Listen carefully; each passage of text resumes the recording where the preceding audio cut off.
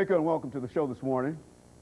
The topic this morning is African World Studies, and we're fortunate to have with us to talk about Africa and the part that is played by many people dealing with the study of African studies, Dr. Leonard Jeffries. Dr. Leonard Jeffries, of course, is from New York, and with Dr. Jeffries is Dr. Thompson. And of course, Dr. Jeffries and Dr. Thompson, let me welcome both of you to the show this morning.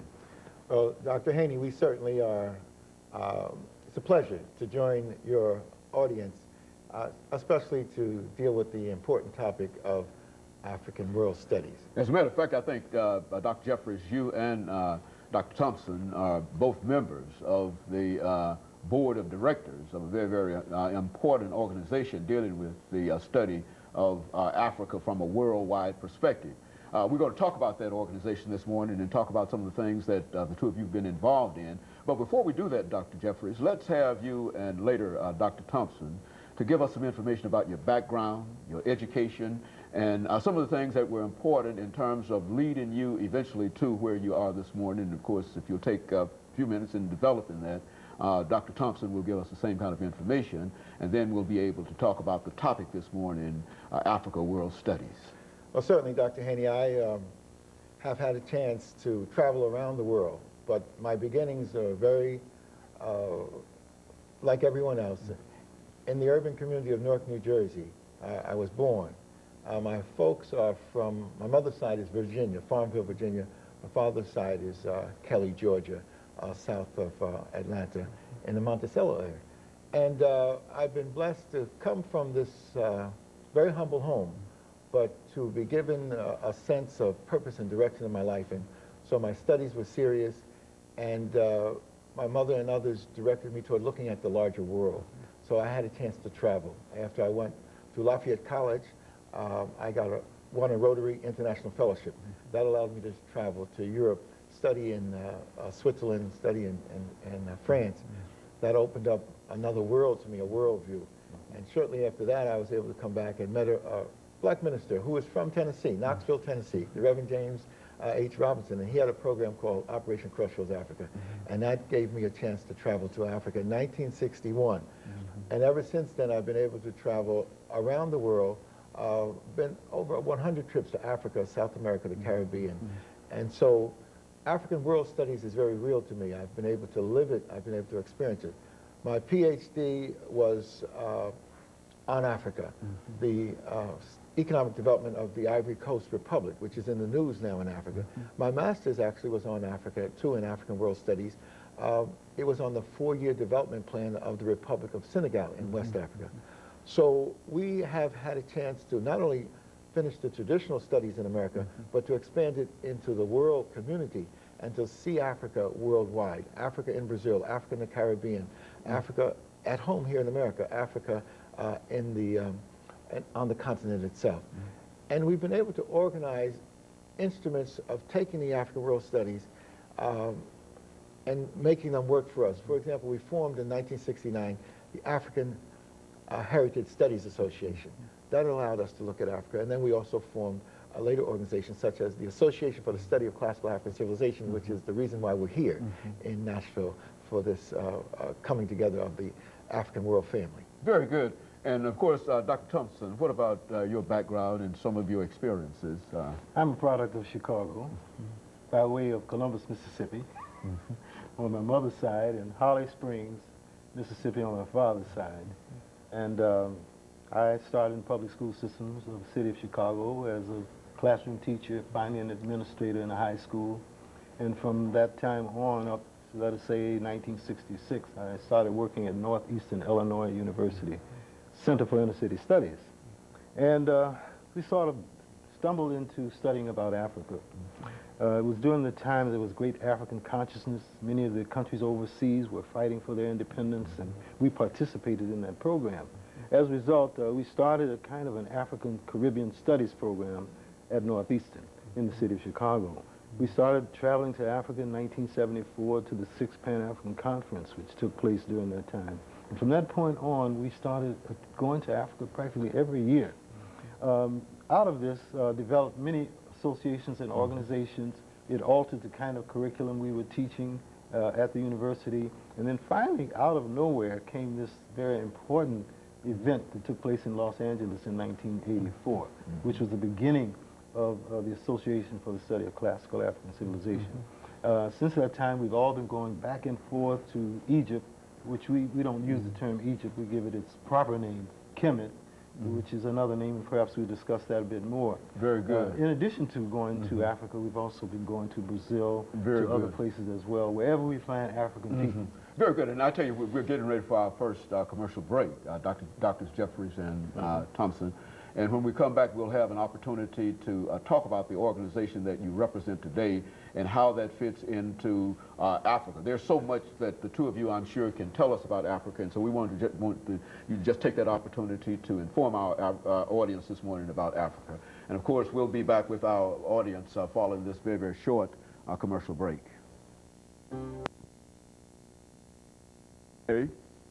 The topic is African World Studies, and we're talking to Drs. Jeffries and Thompson. Dr. Jeffries, before we had our first commercial break, both you and Dr. Thompson gave us excellent information dealing with your background and experience and the organization that the two of you represent.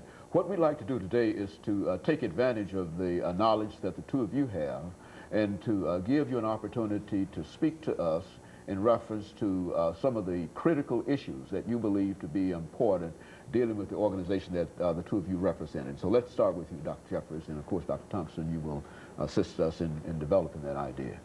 Well, I think initially it's important for us to clarify some definitions of what we mean. When we say African World Studies, it's not something that's outside of us. It's a part of us. We, as people of African descent, realize that whatever we do in America is a part of African World Studies. And so we need to relate it. And we use the term Pan-Africanism, meaning the connectedness between peoples of African background. So we don't want to define African World Studies as some strange thing outside of us. It's a part of us. What we do as Africans in America and African Americans is a part of African World Studies.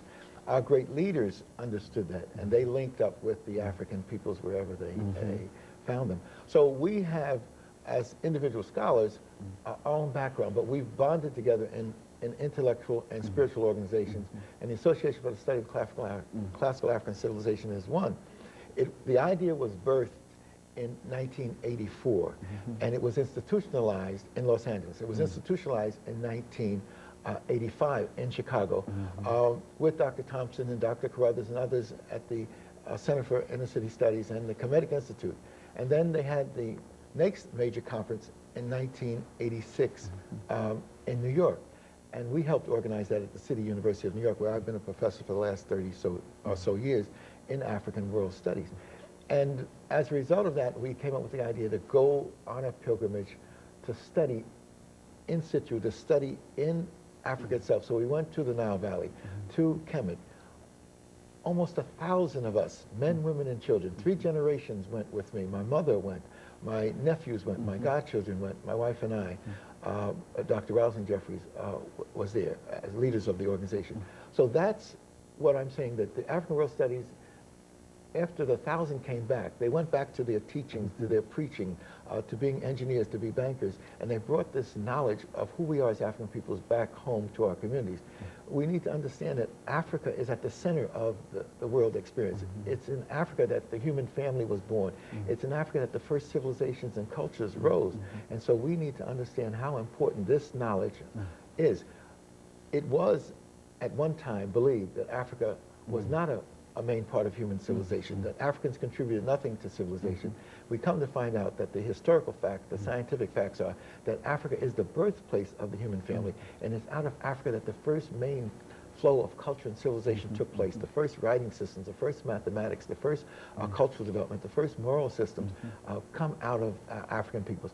African World Studies helps us to systematize that process and put it in the classrooms and put it in our homes and put it in our institutions. Very good. You know, Dr. Thompson, within that context, if you had to identify what your organization considered to be one of the major issues that you have to promote now at this particular time, outside of the fact that you have to tell more people about Africa, what would be the major issue that would center around this organization? Well, for us, dealing with Africa? the major issue for us is to study what happened actually in the past. We call it historical memory. And if we go back as far as possible to the beginnings, most of the so-called ideas of civilization would start somewhere around rivers. The Nile River, the Indus, the Niger, the Limpopo, the Congo River. And so we've spent a considerable amount of time learning about Africa. And in so doing, we have found that as Europe seems to want to give us Greece as the center of the world and the giver of civilization, it seems to be just the opposite. Although for the European world, they see Greece as the center of everything. But now we find the Nile Valley to be the center. So we concentrate on learning the language, the ancient languages of the Nile, which some people call the hieroglyphs, we call it Medu Neter. In addition to studying those languages, we study the ancient histories before the coming of all other groups that tend to call themselves the founders of civilization. In addition to that, we've formed a structure as a result of what Dr. Jeffries just said. We now have a national organization that meets every year, every 4th or 5th year. We go overseas to have our conference. In addition to that, we have 5 regions. We have a western region, a midwestern region, a southern region, an eastern region, a mid-Atlantic region. We have 4 commissions, one commission that deals with education, another one that deals with research, one that deals with the creative productions, and what's the other one? I left out. So whatever, we have 4. And in addition to all of those things, we are research-driven. We want to bring the history of African people down to our people, wherever we find our people. And as a result of that, then we'll understand who we are and why we are here and what our destinies will call for. Now, what has been, Dr. Jeffries, I'm not sure about how much time we have here before the end of this segment, but what would you suggest to the individuals today to become more involved in what the two of you are doing? Because it's certainly a great scholarly activity and et cetera, but how do you get people involved in what the two of you are doing today? Well, in order for people to have their full consciousness and a true development, they've got to study.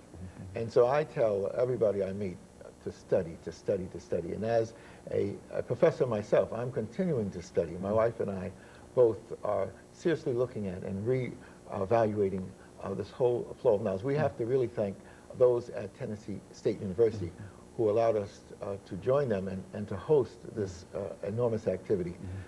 We have to control the development of our mind, and we cannot have this negative projection of our development imposed upon our people. If you do not have self-respect and self-understanding, you can't have true development. Whoever controls the images, remember this, whoever controls the images controls the self-esteem, the self-respect, and the self-development. Whoever controls the history controls the vision. And so for people who did not appreciate African peoples and peoples of African descent everywhere and said we participated in no historical development of significance, now we know the truth, and that truth has been revealed by the truth, that we are the foundations of the human family. We don't take a back seat to any other group, and that becomes important. That allows us to develop a sense of vision and purpose and direction so that we can move our people in the correct direction. And of course, Dr. Jeffries and Dr. Thompson, we're getting ready for our second commercial break.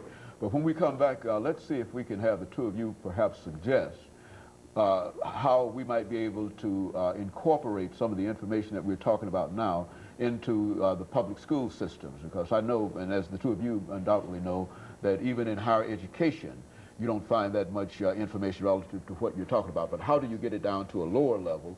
And we'll talk about that when we return. We'll be back with our audience following this very, very short commercial break.